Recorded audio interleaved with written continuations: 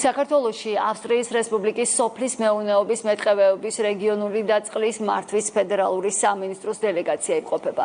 ვიზიტის ფარგლებში დელეგაციის წევრები ყვარლის, თელავისა და ახმეტის მუნიციპალიტეტში ბუნებრივი საფრთხის ზონებს, ტყის მართვის გამოწვევების მქონე არეალებს და იმ სატყეო ფართობებს გაეცნენ, სადაც ტყის მოვლა აღდგენის ღონისძიებები მიმდინარეობს. მხარეებმა ტყეებზე კლიმატის ცვლილების გავლენის, ბუნებრივი საფრთხეების მართვასა და ტყის აღდგენასთან დაკავშირებით სამომავლო თანამშრომლობის პერსპექტივების განიხილეს.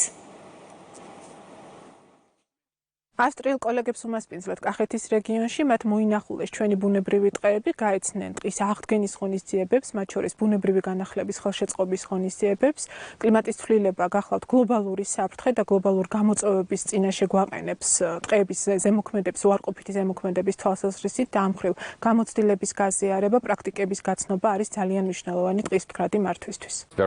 პირველად ჩამოვედი საქართველოში, რათა გავიცნო სატყეო სექტორში მომუშავე ქართველი კოლეგები. ვნახოთ საქართველოს ტყეების მდგომარეობა, რა გამოწვევები აქვს სატყეოს, რა გვაქვს საერთო და რით განსხვავდება ჩვენი ტყეები. საქართველო ავსტრიის მსგავსად მთიანი ქვეყანაა. ბოლო დროს მომატებულია ბუნებრივი კატასტროფები და ჩვენ გსურს გავეცნოთ, თუ როგორ უმკლავდებით თქვენ მათ და რაც ძალიან მნიშვნელოვანია, როგორ ახორციელებთ ამ პროცესების პრევენციას. ჩვენ ვნახეთ, რომ თქვენ გაქვთ კარგი პროგრესი ამ მიმართულებით.